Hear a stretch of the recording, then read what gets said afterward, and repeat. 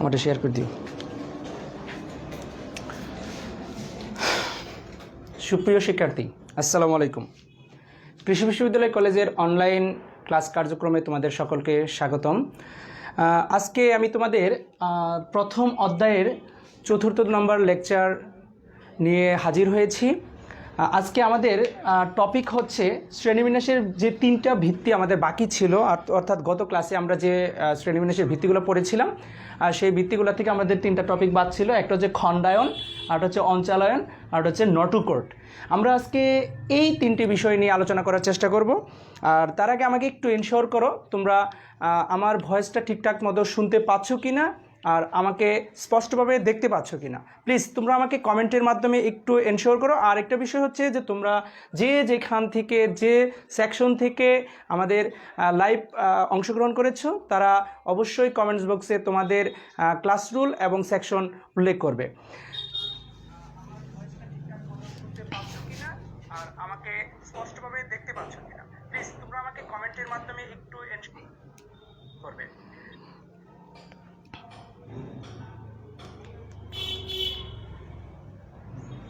হ্যাঁ, আমি দেখতে পাচ্ছি তোমরা অনেকে ইতিমধ্যে জয়েন করে ফেলেছো। তোমরা আমাকে লিখেছো ক্লিয়ার আছে সব। ওকে, এর মধ্যে তোমরা অনেকে জয়েন করে ফেলেছো। তার মধ্যে আছো তুমি শারিয়ার খান, তামান্না, তানু, আছো ভিভা, স্নিগ্ধা ঘোষ।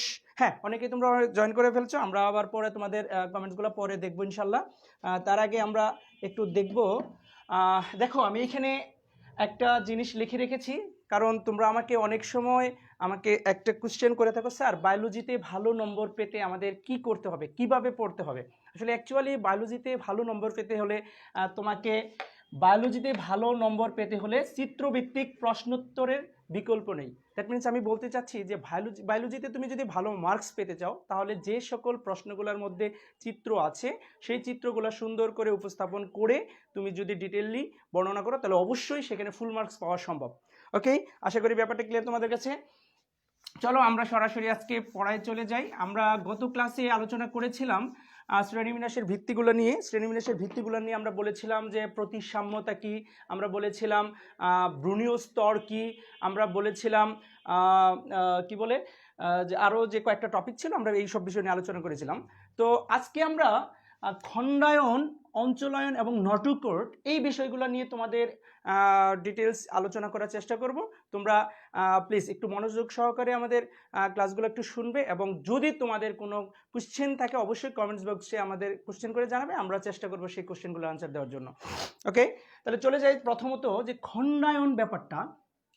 দেখো, আমরা যখন অন্যান্য বিষয়গুলো পড়েছিলাম যে খণ্ডায়নের ভিত্তিতে কিন্তু শ্রেণীবিন্যাস করা যেতে পারে, একটা প্রাণীর খণ্ডায়নের ভিত্তিতেও শ্রেণীবিন্যাস করা যেতে পারে। এট ফার্স্ট তাহলে আমরা জেনে নিই যে খণ্ডায়ন জিনিসটা কি। খণ্ডায়ন তোমাকে প্রথম যদি আমি চিন্তা করো যে যদি বলি খণ্ডায়ন কি, তুমি তো বলবা যে স্যার খণ্ড খণ্ড অংশগুলোই তো খণ্ডায়ন, তাই তো? হ্যাঁ, ব্যাপারটা এরকমই যে তুমি দেখো আমাদের পরিচিত অপরিচিত এমন কিছু প্রাণী আছে যাদের দেহটা, আমি যদি একটু তোমাকে খেয়াল করো যে তাদের দেহটা কেমন, যদি এরকম চিন্তা করো যে একটা কেঁচুকে যদি তুমি চিন্তা করো, কেঁচু আমরা সবাই চিনি আশা করি। কেঁচুকে যদি চিন্তা করো, দেখো কেঁচুর দেহে সারা দেহে কিন্তু একই রকম এরকম রিংয়ের মতো দেখো কতগুলো খণ্ড নিয়ে তার টোটাল দেহটা এরকম গঠিত হয়। কেঁচুর দেহটা কীরকম? একই রকম কতগুলো রিংয়ের মতো খণ্ড নিয়ে তার টোটাল দেহটা কিন্তু গঠিত হয়। ঠিক একই রকমভাবে যদি আমি আরেকটা প্রাণীর কথা বলি, তোমরা জোঁক সবাই চেনো, এরকম জোঁক বর্ষাকাল বা এই টাইমটাতে জোঁকের প্রকোপটা একটু বেশি থাকে। দেখো জোঁকটার কথা যদি চিন্তা করো, জোঁকের দেহ কিন্তু এরকম একই রকম খণ্ড, দেখো প্রায় একই রকম খণ্ড। তুমি যদি জোঁককে সেগমেন্ট করো, খণ্ড করো, এই যে রিংয়ের মতো যে সেগমেন্টগুলা বা রিংয়ের মতো যে অংশগুলো দেখা যায়, এই অংশ বরাবর যদি তাকে যদি অনুপ্রস্থভাবে, অর্থাৎ তাকে যদি অনুপ্রস্থভাবে সেগমেন্ট করো, তাহলে দেখবা যে মোটামুটি সব খণ্ডগুলো এখান থেকে যদি আমি একটা খণ্ড বের করে আনি, ধরো এরকম একটা খণ্ড যদি আমি বের করে আনি, তাহলে দেখবা যে এরকম একটা খণ্ড পাওয়া যাচ্ছে, এরকম একটা কি খণ্ড পাওয়া যাচ্ছে। ঠিক একই রকমভাবে যদি আমি পরবর্তী এইখান থেকে একটা খণ্ড বের করি, তখনও দেখবা যে এরকম একটা খণ্ড পাওয়া যাচ্ছে। যদি এইখান থেকে আমি একটা খণ্ড বের করে আনি, তখনও দেখবা যে এরকম একটা খণ্ড পাওয়া যাচ্ছে। দ্যাট মিনস আমি বলতে চাচ্ছি যে কোনো প্রাণীর দেহ যদি একই রকম কতগুলো খণ্ড নিয়ে তার টোটাল দেহ বা তার দেহ গঠিত হয়, আর এই খণ্ডগুলাকে আমরা বলতেছি খণ্ডক বা সেগমেন্ট। আর এইরকম খণ্ডযুক্ত যে প্রাণীগুলা আর এরকম খণ্ডযুক্ত যদি থাকে, এই খণ্ডযুক্ত এই পদ্ধতিটাকে আমরা বলতেছি কি, এই পদ্ধতিকে আমরা বলতেছি খণ্ডায়ন। আশা করি ব্যাপারটা ক্লিয়ার। আমি বলছি কি যে একই রকম কতগুলো দেহ খণ্ডক নিয়ে যদি কোনো প্রাণীর দেহ গঠিত হয় তখন তাকে আমরা কি বলবো, তখন তাকে আমরা খণ্ডায়িত প্রাণী বলবো। বুঝতে পারছো? তাহলে আমি কি বললাম যে একই রকম কতগুলো দেহ খণ্ডক নিয়ে যদি কোনো প্রাণীর দেহ গঠিত হয় তবে ওই প্রাণীটাকে আমরা বলবো খণ্ডায়িত প্রাণী। আর এই বিষয়টাকে বলবো আমরা খণ্ডায়ন বা মেটামেরিজম। ইংলিশ টপিকটা হচ্ছে মেটামেরিজম, মেটামেরিজম বা খণ্ডায়ন। আর এই প্রত্যেকটা খণ্ড বা প্রত্যেকটা অংশকে যা একই রকম, অর্থাৎ এটা এটা এটা একই রকম, এই প্রত্যেকটা অংশকে বা খণ্ডকে আমরা বলবো সেগমেন্ট বা মেটামেয়ারও বলে, সেগমেন্ট বা মেটামেয়ারও বলে থাকে, সেগমেন্ট বা মেটামেয়ারও বলে থাকে। তাহলে আশা করি তোমাদের কাছে ক্লিয়ার হয়েছে বিষয়টা। তাহলে প্রথমত যদি আমি বলি যে খণ্ডায়ন কি, তাহলে আমরা কি বলবো যে সকল প্রাণীদের এইভাবে না বলে যদি বলি যে একই রকম কতগুলো দেহ খণ্ডক নিয়ে যদি কোনো প্রাণীর দেহ গঠিত হয় তবে তখন আমরা তাকে কি বলবো, খণ্ডায়িত প্রাণী বলবো। আর এই পদ্ধতিটা বা এই বিষয়টাকে আমরা বলবো খণ্ডায়ন বা মেটামেরিজম। আর প্রত্যেকটা খণ্ডককে, প্রত্যেকটা অংশকে যা একই রকম, দেখো একই রকম প্রত্যেকটা খণ্ডকে বা একই রকম প্রত্যেকটা খণ্ডকে আমরা বলতেছি কি মেটামেয়ার বা সেগমেন্ট। ঠিক আছে? তো এই যে খণ্ডায়ন, এই খণ্ডায়নের উপর ভিত্তি করে, এই খণ্ডায়নের উপর ভিত্তি করে আমরা প্রাণীদেরকে দুই ভাগে ভাগ করতে পারি।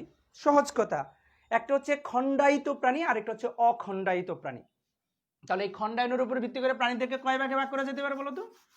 দুই ভাগে ভাগ করা যেতে পারে। কি কি? একটা হচ্ছে খণ্ডায়িত প্রাণী, একটা হচ্ছে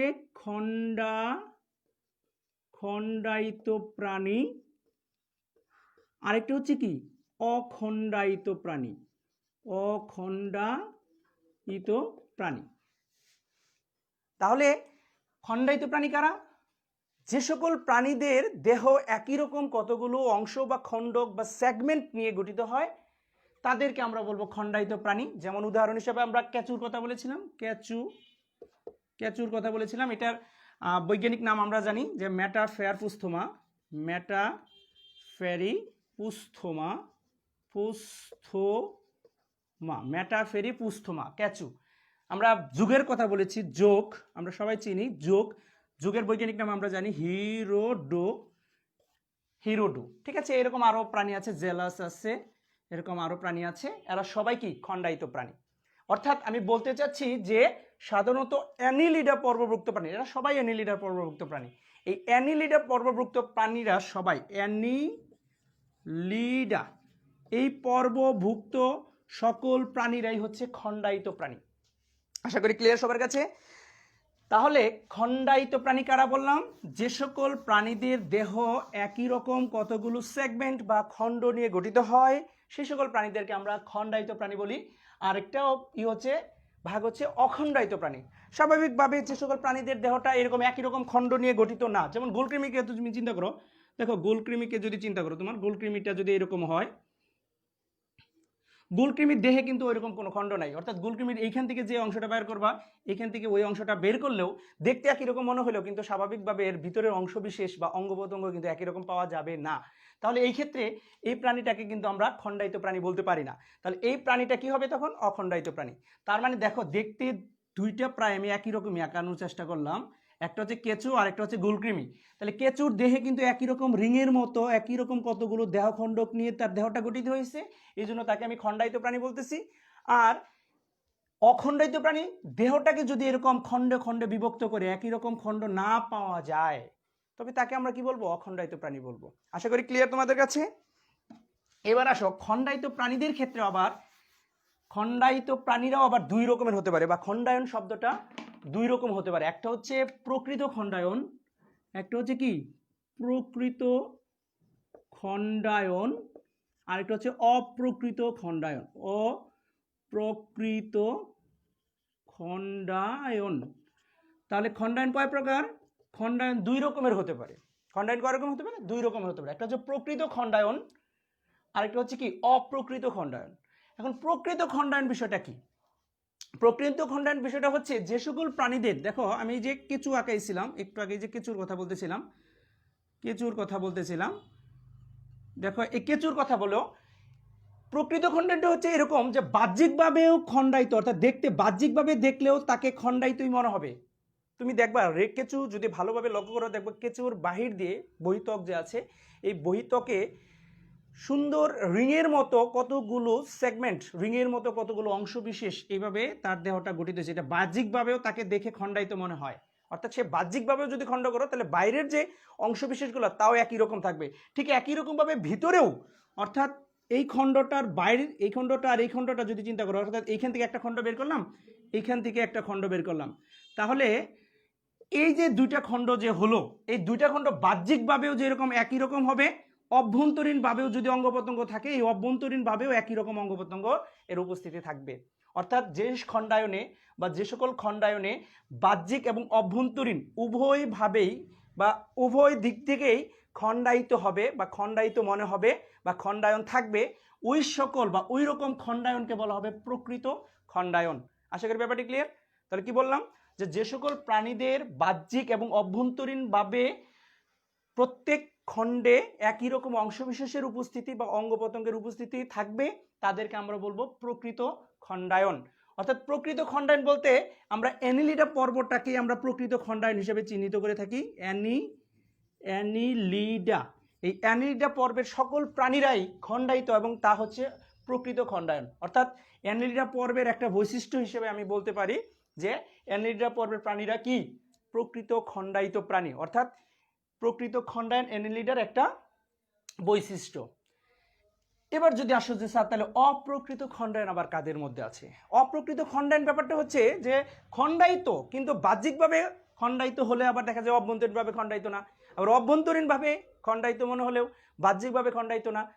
ব্যাপারটা যদি এইরকম হয় যে শুধুমাত্র অভ্যন্তরীণভাবে খণ্ডায়ন বা অংশ প্রত্যঙ্গ থাকবে বা বাহ্যিকভাবে থাকবে না, আবার যদি বাহ্যিকভাবে থাকে অভ্যন্তরীণভাবে না থাকে, এই ধরনের খণ্ডায়ন যদি হয় তবে এই ধরনের খণ্ডায়নকে আমরা বলবো অপ্রকৃত খণ্ডায়ন। সেটা যদি আমরা আমাদের মানুষের ক্ষেত্রে আমরা লক্ষ্য করি যে আমাদের যে মেরুদণ্ডটা আছে, আমাদের মেরুদণ্ডটা যদি আমরা চিন্তা করি, দেখো মেরুদণ্ডটা আমরা জানি মেরুদণ্ডটা কতগুলো একই রকম খণ্ড দ্বারা বা অস্থি খণ্ড দ্বারা গঠিত হয়। আমরা প্রত্যেকটি খণ্ডকে আমরা জানি কি, প্রত্যেকটি খণ্ডকে আমরা জানি এরকম, প্রত্যেকটি খণ্ডকে আমরা কি জানি, আমরা কশেরুকা হিসাবে চিহ্নিত করে থাকি বা কশেরুকা বলে থাকি। আমরা জানি যে মেরুদণ্ডের মধ্যে প্রকৃত অবস্থায় 26টি কশেরুকা থাকে আর শিশু অবস্থায় 33টি কশেরুকা থাকে। তাহলে এই ক্ষেত্রে দেখো মেরুদণ্ড এরকম 26টি বা 33টি যাই বলি না কেন আমি, এরকম 26টি একই রকম খণ্ড নিয়ে এদের গঠনগতভাবে কিছুটা ডিফারেন্ট কিন্তু আছে, কিন্তু বাহ্যিকভাবে কিন্তু তাকে খণ্ডায়িত মনে হচ্ছে। এরকম যদি একই রকম খণ্ড নিয়ে তার মানে টোটাল মেরুদণ্ডটা গঠিত হয়েছে, এরকম এই যে একই রকম খণ্ড নিয়ে মেরুদণ্ডটা গঠিত হয়েছে, এই জন্য আমরা একে খণ্ডায়িত বলতেছি। বাট এক্ষেত্রে কিন্তু শুধুমাত্র সে বাহ্যিকভাবে একই রকম হলেও অভ্যন্তরীণ গঠন ভিন্ন হতে পারে, আবার অভ্যন্তরীণ গঠন একই রকম হলেও বাহ্যিকগতভাবে ভিন্নতা দেখা দিতে পারে। অর্থাৎ আমি বলতে চাইছি এই মেরুদণ্ডের আসলে যে বেসটা, যে ভিত্তিটা, যে মূল কাঠামোটা, সেটা কিন্তু একই রকম, বাট দেখতে হয়তো এক এক অংশের অস্থিখণ্ড বা এক এক অংশের কশেরুকাগুলো ভিন্ন রকমের দেখতে হতে পারে। এই জন্য আমরা একে অপ্রকৃত খণ্ডায়ন বলতে পারি। ঠিক আছে, আশা করি ক্লিয়ার তোমাদের কাছে যে মেরুদণ্ডের প্রত্যেকটি অস্থিখণ্ডকে আমরা কশেরুকা বলে থাকি। একই রকম কতগুলো 26টি বা 33টি কশেরুকা নিয়ে আমাদের মেরুদণ্ড গঠিত হয়েছে।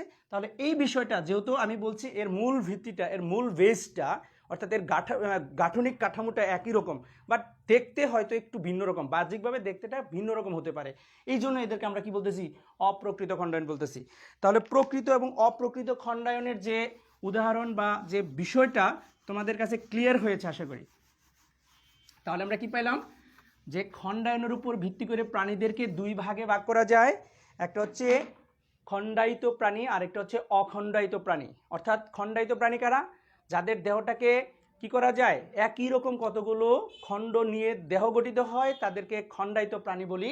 আর যাদের দেহ এরকম খণ্ডায়ন নাই, অর্থাৎ যাদের মধ্যে একই রকম কোনো খণ্ড থাকবে না, তারা হচ্ছে অখণ্ডায়িত প্রাণী।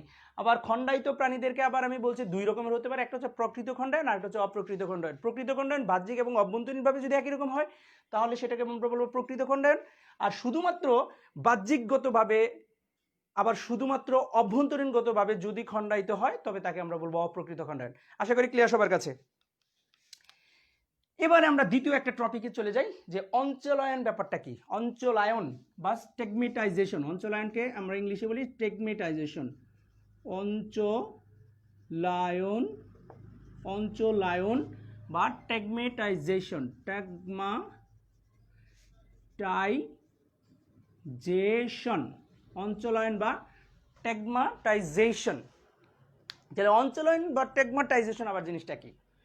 অঞ্চলায়ন বা টেগমাটাইজেশন জিনিসটা হচ্ছে যে সকল খণ্ডায়িত প্রাণীগুলা যাদের মধ্যে এরকম খণ্ডায়ন আছে, এই খণ্ডায়িত প্রাণীদের গুলার মধ্যে দেখা যায় যে একই রকম কতগুলো দেহখণ্ডক নিয়ে যদি, অর্থাৎ ধরো একই রকম কতগুলো, এটা এটা এটা এটা এটা এটা এই খণ্ডগুলো একই রকম, এরকম একই রকম খণ্ডগুলো যদি একত্রিত হয়ে একটি বিশেষ অঞ্চল গঠন করে, ধরো একত্রিত হয়ে গেছে অপরিণত অবস্থায়, অর্থাৎ ভ্রূণীয় অবস্থায় খণ্ডায়িত ছিল কিন্তু পরিণত অবস্থায় ওই খণ্ডায়নগুলো কি একত্রিত হয়ে একটা বিশেষ অঞ্চল গঠন করছে, এরকম যদি হয় ব্যাপারটা, তবে এই ধরনের অবস্থা বা এই ধরনের ঘটনাকে আমরা বলবো অঞ্চলায়ন বা টেগমাটাইজেশন।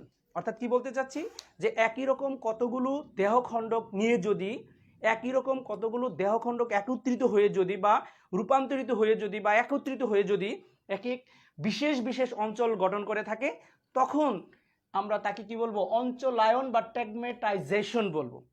আর প্রত্যেকটা অঞ্চলকে তখন, এই প্রত্যেকটা অঞ্চলকে অর্থাৎ কতগুলো দেহখণ্ডক যখন নিয়ে একটা বিশেষ অঞ্চল গঠন করবে, এরকম একটা অঞ্চলকে বলবো আমরা কি, আমরা বলবো টেগমাটা। আমরা কি বলবো তখন? টেগমাটা বলবো, টেগমাটা, টেগমাটা বলবো। যেমন আমরা আর্থ্রোপোডা পর্বের প্রাণীদের ক্ষেত্রে আমরা লক্ষ্য করি, যদি আর্থ্রোপোডা পর্ব প্রাণীর ক্ষেত্রে আমরা যদি লক্ষ্য করি, তাহলে আর্থ্রোপোডা পর্বের প্রাণী হিসেবে আমরা কার কথা বলতে পারি? যে কোনো একটা প্রাণীর কথা বলতে পারি। ধরো প্রজাপতি, কার কথা বলতে পারি? আমরা প্রজাপতির কথা বলতে পারি। তাহলে যদি প্রজাপতির কথা বলি, তাহলে দেখো প্রজাপতিকে যদি আমরা একটু চিন্তা করি যে প্রজাপতি,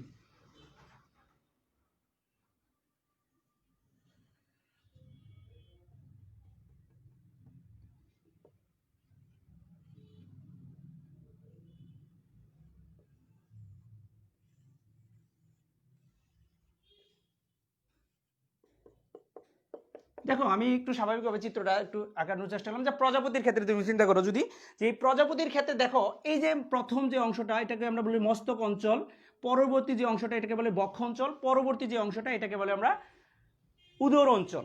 আমরা সবাই দেখেছি, প্রজাপতি দেখেছি, বা আমরা মশাকে আমরা যদি চিন্তা করি, আমরা যদি পিঁপড়াকে চিন্তা করি, দেখবা এদের দেহটা কীরকম, এদের দেহটা কিন্তু বিশেষ বিশেষ অঞ্চল বিশেষে খণ্ডযুক্ত।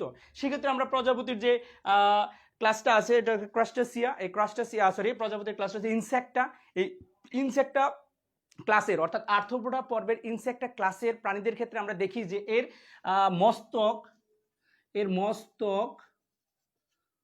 বক্ষ এবং উদর, এই তিনটা অঞ্চলে তার দেহটা বিভক্ত থাকে। অর্থাৎ এই মস্তক অঞ্চলটা দেখা যায় একই রকম 6টা দেহখণ্ডক মিলে এই মস্তক অঞ্চলটা গঠন হয়, ঠিক একই রকমভাবে একই রকম 3টা দেহখণ্ডক মিলে তার বক্ষ অঞ্চলটা গঠিত হয়। এরকম দেখা যায় যে প্রাণী বেসিসে ভিন্ন হতে পারে। উদর অঞ্চলের ক্ষেত্রে দেখা যায় যে 11টা, অনেক ক্ষেত্রে 7টা, অনেক ক্ষেত্রে 19টা, এরকম একত্রিত হয়ে খণ্ডক একত্রিত হয়ে এরকম উদর অঞ্চল গঠন করে।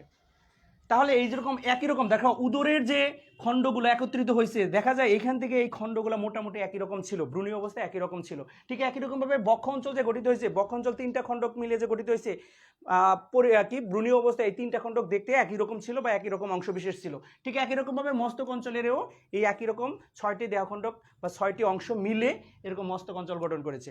তাহলে এইরকম একই রকম কতগুলো দেহখণ্ডক যখন একত্রিত হয়ে বিশেষ বিশেষ অঞ্চল গঠন করবে, তখন তাকে আমরা কি বলবো, এরকম অঞ্চলায়ন বা টেগমাটাইজেশন বলবো। আর প্রত্যেকটা অঞ্চলকে এরকম কতগুলো দেহখণ্ডক মিলে যখন একটা বিশেষ অঞ্চল গঠন করবে, তখন আমরা প্রত্যেকটা এরকম একটা এক একটা পরিণত খণ্ডককে বা এক একটা অঞ্চলকে আমরা তখন বলবো কি ট্যাগমাটা।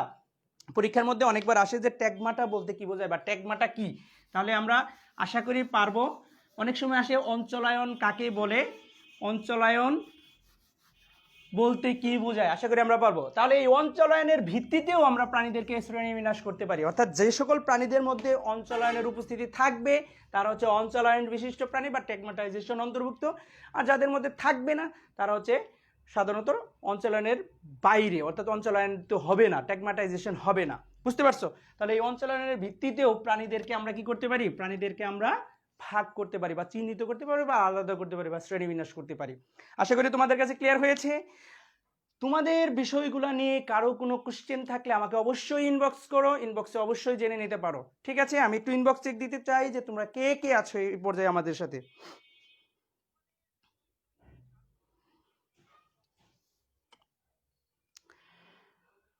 হ্যাঁ, তোমরা বৈশাখী কবির আছো, সেকেন্ড ইয়ার, ধন্যবাদ বৈশাখী। তারপরে আছো কি অনুরাধা রয়, সেকশন এ রুল, হ্যাঁ অনুরাধা আছো। শাকিল স্বাধীন, সেকেন্ড ইয়ার। নীরব, অল ক্লিয়ার। ওকে, এগুলো আগের কমেন্টস হয়তো। যাই হোক, আমি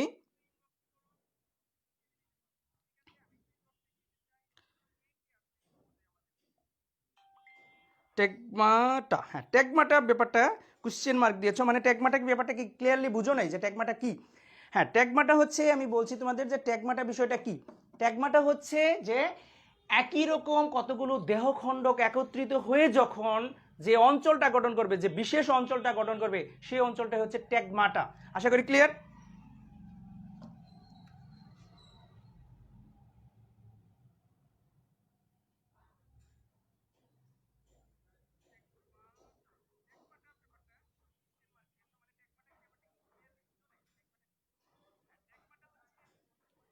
স্যার আপনার এফবি লিঙ্কটা দিয়ে দিন। হ্যাঁ, এফবি লিঙ্কটা অবশ্যই আছে। এম ইউ আহমেদ মিতুল নামে যেটা আছে এটাই বিভিন্ন গ্রুপে দেখবা যে এম ইউ আহমেদ মিতুল, ওইটাই আমার এফবি যে এইটা, ওইটাই প্রোফাইলটা আর কি। ওকে, যাই হোক আমরা নেক্সট টপিকে চলে যেতে পারি। এবার আসো যে নটুকর্ট কি। নটুকর্ট, নটুকর্ট ব্যাপারটা হচ্ছে যে সাধারণত আমরা যদি চিন্তা করো যে কর্ডাটা পর্বের কথা তোমরা অনেকেই জানো, পড়ে আসছো, ছোটো ক্লাসে পড়ে আসছো, তারপরে আমি আবার ডিটেলস আলোচনা করব। এই কর্ডাটা পর্বের প্রাণীদের ক্ষেত্রে আমরা জানি যে বিশেষ ভ্রূণীয় অবস্থায় নটুকর্ডের উপস্থিতি থাকবে। কি থাকবে? ভ্রূণীয় অবস্থায় নটুকর্ডের উপস্থিতি থাকবে। সেহেতু এক্ষেত্রে আরও কিছু বৈশিষ্ট্য আছে যে আমরা জানি যে পৃষ্ঠীয় ফাঁপা স্নায়ুরজ্জু থাকবে, গলবিল অঞ্চলে ফুলকারন্ধ্র থাকবে। এই বৈশিষ্ট্যগুলো যদি থাকে তাহলে তাকে আমরা কর্ডাটা পর্বের অন্তর্ভুক্ত করতে পারি।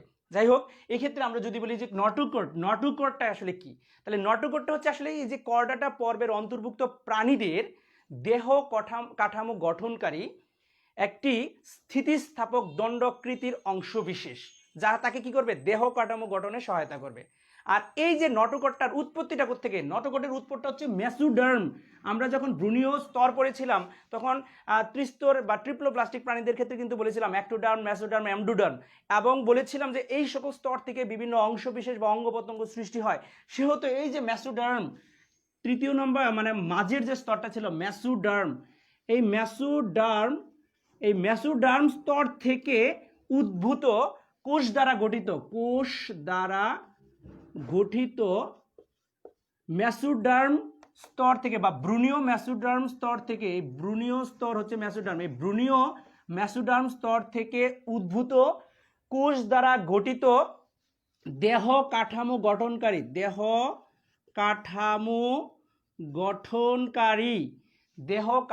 গঠনকারী বিশেষ দণ্ডাকৃতির স্থিতিস্থাপক, কেমন সেটা স্থিতিস্থাপক অর্থাৎ সংকুচন প্রসারণশীল অঙ্গ বা অংশকে আমরা বলি নটোকর্ড। তাহলে নটোকর্ডের সংজ্ঞাটা সহজে আমরা বলতে পারি যে ভ্রূণীয় মেসোডার্ম উদ্ভূত বিশেষ কোষ দ্বারা গঠিত দেহ কাঠামো গঠনকারী দণ্ডাকৃতির স্থিতিস্থাপক অঙ্গ বা অংশকে বলবো আমরা কি, নটোকর্ড। অর্থাৎ এই নটোকর্ডের উপস্থিতি অনুপস্থিতির উপর ভিত্তি করে এই নটোকর্ডের উপস্থিতি অনুপস্থিতির উপর ভিত্তি করে প্রাণীদেরকে দুই ভাগে ভাগ করা যেতে পারে। আমরা যদি নটোকর্ডের কথা বলি, যে নটোকর্ড, তাহলে এই নটোকর্ডের উপস্থিতি অনুপস্থিতির উপর ভিত্তি করে প্রাণীদেরকে কয় ভাগে ভাগ করা যেতে পারে? দুই ভাগে ভাগ করা যেতে পারে। একটা হচ্ছে নটোকর্ড যাদের মধ্যে থাকবে, অর্থাৎ জীবনের যে কোনো পর্যায়ে, অর্থাৎ ভ্রূণীয় অবস্থায় অথবা পরিণত অবস্থায়, যে কোনো অবস্থায় নটোকর্ডের উপস্থিতি যদি তার মধ্যে বিদ্যমান থাকে বা দেখা যায়, বা কোনো পর্যায়ে দেখা যায় বর্তমানে বিলুপ্ত হয়ে যায়, এরকমও যদি হয়, কোনো এক পর্যায়ে যদি তার মধ্যে নটোকর্ডের সামান্য অস্তিত্ব পাওয়া যায়, তবে তাদেরকে আমরা বলবো কি? তাদেরকে আমরা বলবো কর্ডেট। তাদেরকে আমরা বলবো কি? কর্ডেট বলবো। অর্থাৎ যাদের মধ্যে নটোকর্ডের উপস্থিতি আছে, জীবনের যে কোনো পর্যায়ে থাকতে পারে, ভ্রূণীয় অবস্থায় থাকতে পারে, পরিণত অবস্থায় থাকতে পারে, সারা জীবন থাকতে পারে, যে কোনো অবস্থায় থাকতে পারে, সারা দেহে থাকতে পারে, শুধুমাত্র একটা অংশ বিশেষে থাকতে পারে।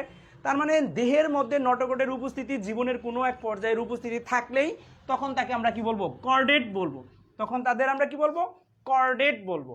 আর যদি জীবনের কোনো পর্যায়েই তার মধ্যে নটোকর্ডের উপস্থিতি না দেখা যায়, নটোকর্ড যদি তার মধ্যে না থাকে, কোনো পর্যায়ে যদি তার মধ্যে নটোকর্ডের উপস্থিতি লক্ষ্য না করা যায়, তখন তাদেরকে আমরা বলবো নন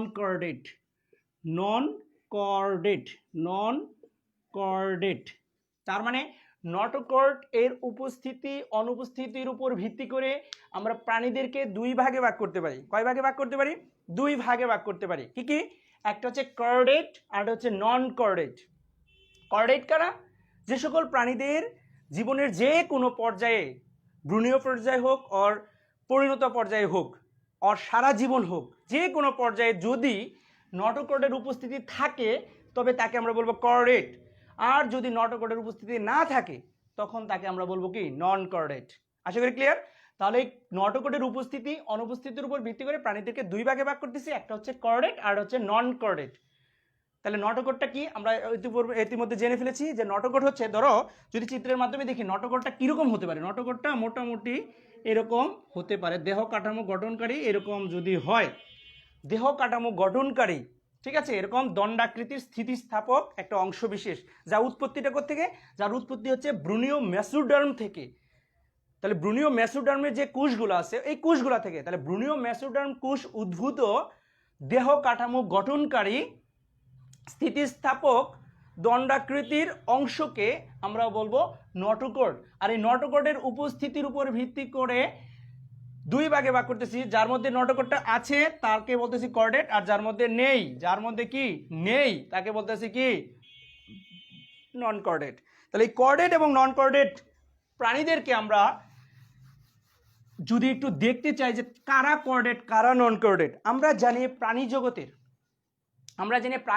এ পর্যন্ত প্রাণী জগতের প্রায় 33টি প্রজাতির 33টি পর্ব উদ্ভব হয়েছে, বা 33টি পর্ব কথা বলা হয়েছে। প্রাণী জগতের মোট পর্ব সংখ্যা কয়টি? 33টি। তোমরা অলরেডি কনফিউজড হয়ে গেছো যে প্রাণী জগতের পর্ব ছাড়া আমরা তো 9টা পড়ে আসছি, তাহলে 33টা কেমনে হলো? না, আসলে প্রাণী জগতের পর্ব হচ্ছে মোট 33টি। এই ক্ষেত্রে এই 33টি পর্ব আবার দুই রকমের, একটা হচ্ছে মেজর ফাইলাম, একটা হচ্ছে মেজর ফাইলাম বা মুখ্য, একটা হচ্ছে মেজর ফাইলাম বা মুখ্য পর্ব, আরেকটা হচ্ছে বানানটা মুখ্য পর্ব, আরেকটা হচ্ছে মাইনর ফাইলাম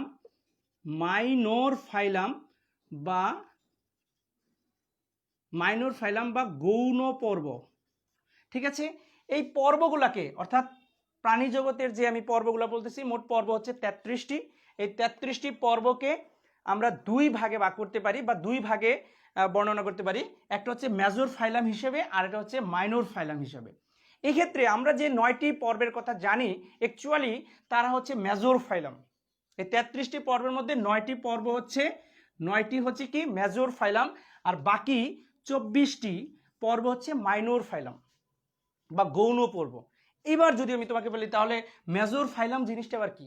মেজর ফাইলাম হচ্ছে প্রাণী জগতের যে সকল পর্বের প্রজাতির সংখ্যা, নট প্রাণীর সংখ্যা, একই পর্বের অনেক অনেক অসংখ্য প্রাণী হতে পারে। যেমন মানুষ একটা প্রজাতি, মানুষেরও অনেক প্রাণীর সংখ্যা হতে পারে। প্রাণীর সংখ্যা কিন্তু আমি বলতেছি না, আমি বলতেছি একই পর্বের যদি প্রজাতির সংখ্যা যেমন হোমো স্যাপিয়েন্স একটা প্রজাতি, বস ইন্ডিকা গরুর একটা প্রজাতি, প্যান্থেরিল লিউ একটা প্রজাতি, প্যান্থেরা ট্রাইগ্রেস একটা প্রজাতি। এরকম প্রজাতির সংখ্যা যদি, তাহলে কোনো একটা পর্বের প্রজাতির সংখ্যা যদি বেশি হয়, প্রজাতির সংখ্যা যদি অনেক থাকে, সেটা একটা রেঞ্জ আছে, সেটা যদি 5000-এর উপরে হয়, কত হাজারের? 5000, 5000-এর উপরে যদি হয়, এবং এর প্রজাতির বাস্তুতান্ত্রিক, এই সকল প্রজাতিগুলোর বাস্তুতান্ত্রিক গুরুত্ব বা বাস্তুতান্ত্রিক অবস্থান যদি গুরুত্বপূর্ণ হয়, অর্থাৎ বাস্তুতান্ত্রিক গুরুত্ব যদি বেশি হয়, তবে এই ধরনের পর্বকে আমরা বলবো কি? মেজর ফাইলাম। তাহলে মেজর ফাইলাম কাকে বলবো? যে সকল পর্বের প্রজাতির সংখ্যা বেশি, সেটা কত? 5000-এর বেশি। যে সকল প্রজাতির পর্বের সংখ্যা, যে সকল পর্বের প্রজাতির সংখ্যা 5000-এর বেশি এবং যাদের বাস্তুতান্ত্রিক গুরুত্বও বেশি, তাদেরকে আমরা বলবো মেজর ফাইলাম। আর এরকম মেজর ফাইলাম আছে কয়টি? 9টি, যেটা আমাদের ইন্টারমিডিয়েট বইতে বা আমাদের নিম্ন শ্রেণীর বইতে আমরা যেটা পড়ে আসছি 9টা পর্বের কথা, এই 9টা পর্ব হচ্ছে আমাদের মেজর ফাইলাম। আর মাইনর ফাইলাম কারা? মাইনর ফাইলাম হিসাবে আমরা যে সকল পর্বে, স্বাভাবিকভাবে যে সকল পর্বের প্রজাতির সংখ্যা তুলনামূলকভাবে অনেক কম, সেখানে দুইটাও নিয়েও একটা পর্ব হতে পারে, ঠিক আছে, দুইটা প্রজাতি নিয়েও একটা পর্ব হয়েছে, এরকম অনেক পর্ব আছে। তাহলে যে সকল পর্বের প্রজাতির সংখ্যা তুলনামূলকভাবে কম, সেটা 5000-এর কত? 5000-এর কম, সেটা কত? 5000-এর কম যদি হয়, এবং তার যদি বাস্তুতান্ত্রিক গুরুত্বও যদি তুলনামূলকভাবে কম হয়, তবে এই সকল পর্বকে আমরা বলবো কি? মাইনর ফাইলাম বা গৌণ পর্ব। এই মেজর ফাইলাম এবং মাইনর ফাইলাম হিসেবে আমরা মাইনর ফাইলাম, তাহলে বলতে পারো স্যার মাইনর ফাইলাম কোনগুলা? তোমরা আমাকে একটু কমেন্টস বক্সে জানাও যে তোমরা কোনো মাইনর ফাইলামের নাম তোমাদের জানা আছে কিনা। যদি জানা থাকে অবশ্যই আমাকে কমেন্টস বক্সে জানাও। আর মেজর ফাইলাম তো তোমরা অনেকে অবশ্যই জানো। তাহলে মেজর ফাইলাম যেহেতু আমরা জানি, এই মেজর ফাইলাম নিয়ে আমি মাইনর ফাইলামগুলো নিয়ে আমি আলোচনা করবো, একটু পরে বলতেছি। আমি তাহলে মেজর ফাইলামগুলো যদি কথা বলি, এই মেজর ফাইলামের মধ্যেই নটোকর্ড আর কি কর্ডেট আর নন কর্ডেট আমরা পৃথক করতে পারি। অর্থাৎ এই মেজর ফাইলামদের মধ্যে, যাদের মধ্যে, যে সকল প্রাণীদের মধ্যে এই নটোকর্ডের উপস্থিতি আছে, তাদেরকে আমরা কর্ডেট বলতেছি। আর এই মেজর ফাইলামেদের মধ্যে যাদের নেই, তাদেরকে আমরা নন কর্ডেটস বলতেছি। এক্ষেত্রে 9টা পর্বের মধ্যে, এক্ষেত্রে 9টা পর্বের মধ্যে অনলি ওয়ান, একটা পর্ব যার জীবনের যে কোনো পর্যায়ে নটোকর্ডের উপস্থিতি দেখা যায়। শুধু তাই নয়, তার মধ্যে আরও একটা বৈশিষ্ট্য দেখা যায়, সেটা হচ্ছে দেহের পৃষ্ঠভাগ দিয়ে ফাঁপা স্নায়ু রজ্জুর উপস্থিতি দেখা যায়, ব্রুনীয় পর্যায়ে বা সারা জীবন যাই বলো না কেন। আরেকটা বৈশিষ্ট্য আছে, সেটা হচ্ছে তার গলবিল অঞ্চলে ফুলকা রন্ধ্র দেখা যায়। জীবনের যে কোনো পর্যায়ে বা সারা জীবন হতে পারে। যেমন মানুষেরও কিন্তু ছিল, কখন?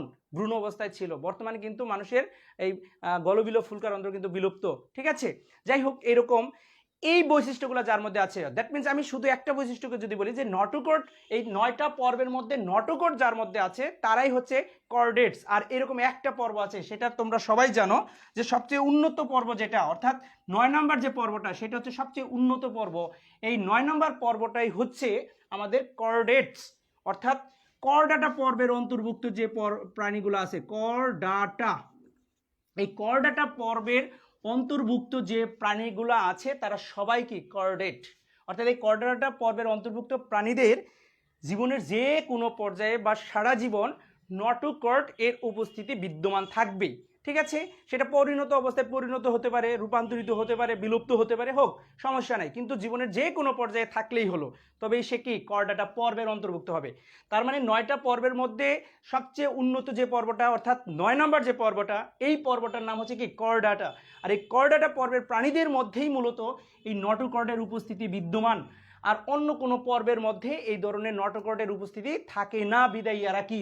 নন কর্ডেট। তাহলে নন কর্ডেট হিসেবে থাকলো কি? বাকি 8টা পর্ব যে আছে, এই 8টা পর্বকে আমরা কি বলি? নন কর্ডেট বলে থাকি। তাহলে এই 8টা পর্ব কি কি আমরা সবাই জানি, তোমরা আমার সাথে সাথে লিখতে পারো। এই 8টা পর্বের প্রথম যে পর্বটা আমরা জানি, সেটার নাম কি? পরিফেরা। 8টা পর্বের প্রথম যে পর্ব, আমি একটু মার্ক করে লিখি, প্রথম যে পর্বটা সেটার নাম হচ্ছে কি? পরিফেরা। প্রথম পর্বটার নাম কি? পরিফেরা। দ্বিতীয় যে পর্বটা আছে তার নাম কি? নিডারিয়া। তৃতীয় যে পর্বটা আছে, নাম্বার 3, যে পর্বটা আছে তার নাম হচ্ছে কি, তার নাম হচ্ছে প্লাটিহেলমিনথেস। প্লাটিহেলমিনথেস। চতুর্থ নাম্বার যে পর্বটা আছে তার নাম কি, চতুর্থ নাম্বার যে পর্বটা আছে তার নাম হচ্ছে নেমাটুডা। নেমাটুডা, নেমাটুডা। পঞ্চম নাম্বার যে পর্বটা আছে, নাম্বার 5, পঞ্চম নাম্বার যে পর্বটা আছে তার নাম কি, মোলাস্কা। তার নাম হচ্ছে কি, মোলাস্কা। নাম্বার 6 মানে ষষ্ঠ যে পর্বটা তার নাম কি, তার নাম হচ্ছে অ্যানিলিডা। অ্যানিলিডা। নাম্বার 7 অর্থাৎ 7 নাম্বার যে পর্বটা আছে তার নাম কি, তার নাম হচ্ছে আর্থ্রোপোডা। আর্থ্রোপোডা। নাম্বার 8, নাম্বার 8, হ্যাঁ নাম্বার 8 বা অষ্টম নাম্বার যে পর্বটা আছে তার নাম হচ্ছে কি, একাইনোডারমাটা। ECHI, একাইনোডার, ডারমাটা, MATA, একাইনোডারমাটা।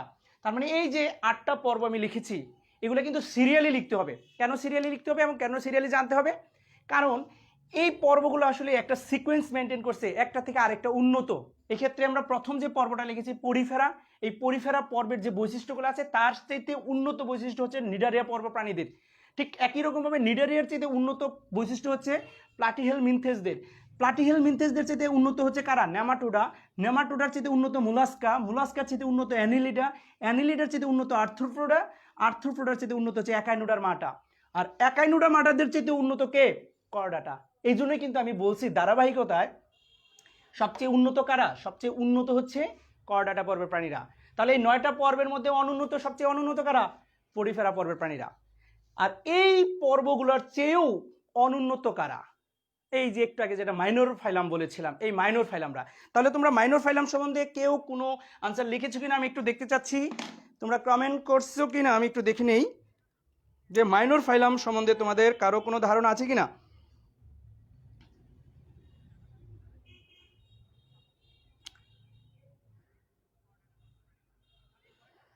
তোমরা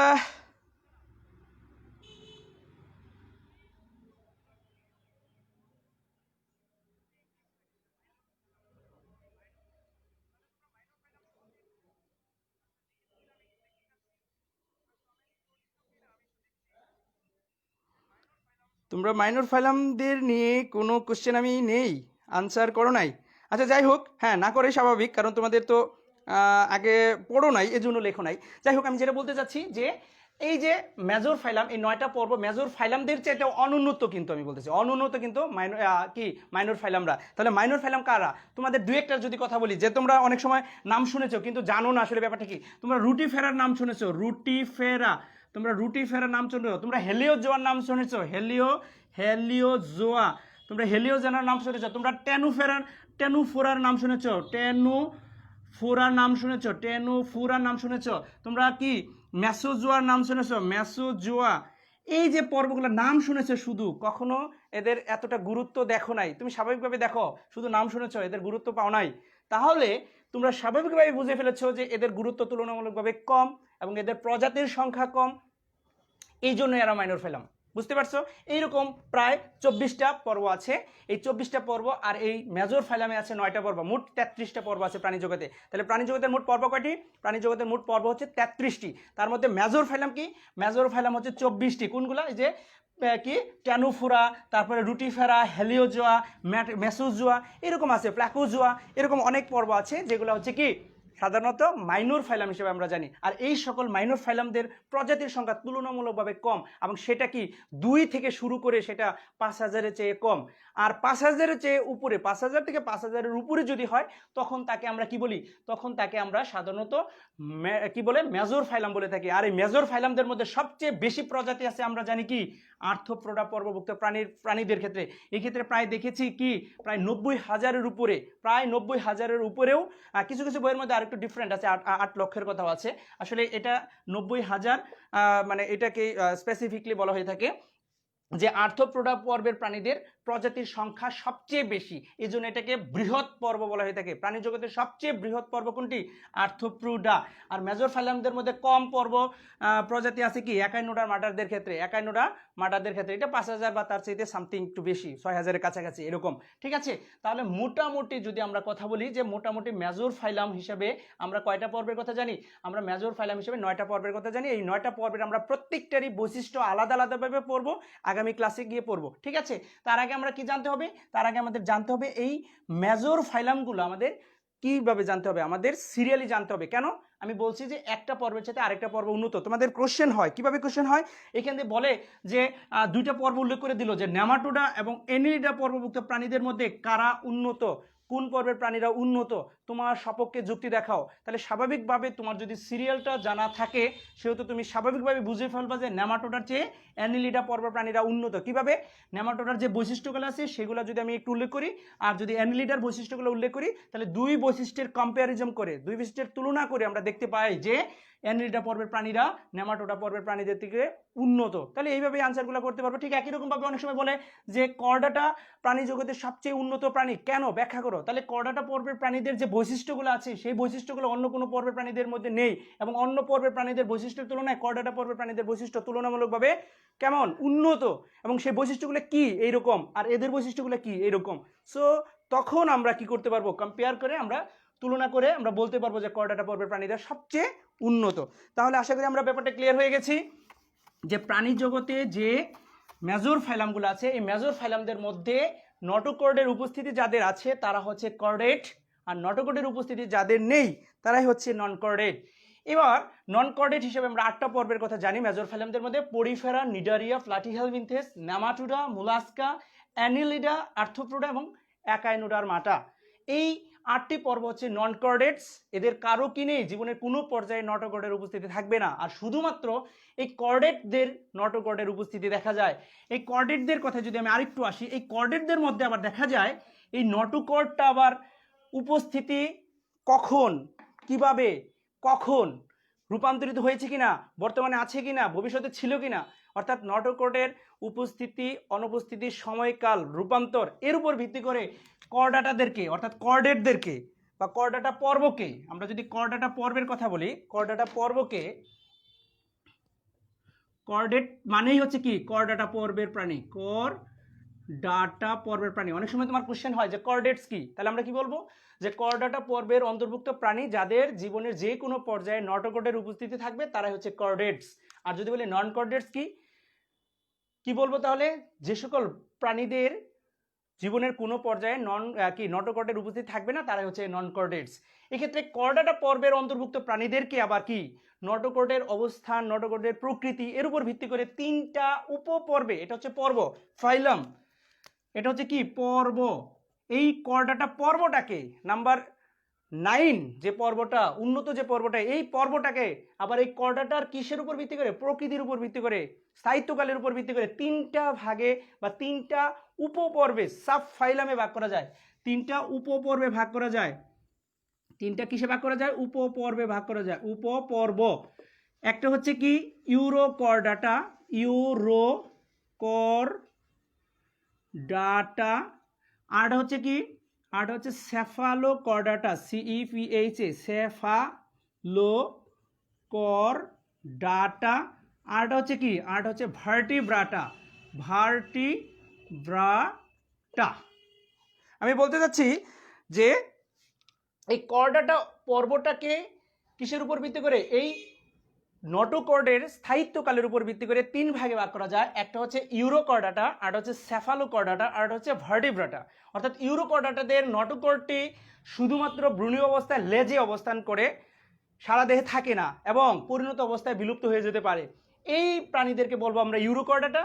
আর সেফালোকর্ডাটা কারা? যে সকল প্রাণীদের নটোকর্ডটি মস্তক থেকে লেজ পর্যন্ত সারা জীবন স্থায়ী থাকবে তাদেরকে বলবো সেফালোকর্ডাটা। আর ভার্টিব্রাটা কাদের বলবো? যে সকল প্রাণীদের নটোকর্ডটি ভ্রূণীয় অবস্থায় থাকলেও পরিণত অবস্থায় তা রূপান্তরিত হয়ে মেরুদণ্ডে পরিণত হয় তাদেরকে আমরা বলবো ভার্টিব্রাটা উপবরের প্রাণী।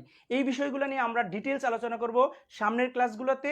অবশ্যই আমাদের ক্লাসগুলোর সাথে থাকবে এবং মনোযোগ সহকারে ক্লাসগুলো দেখবে।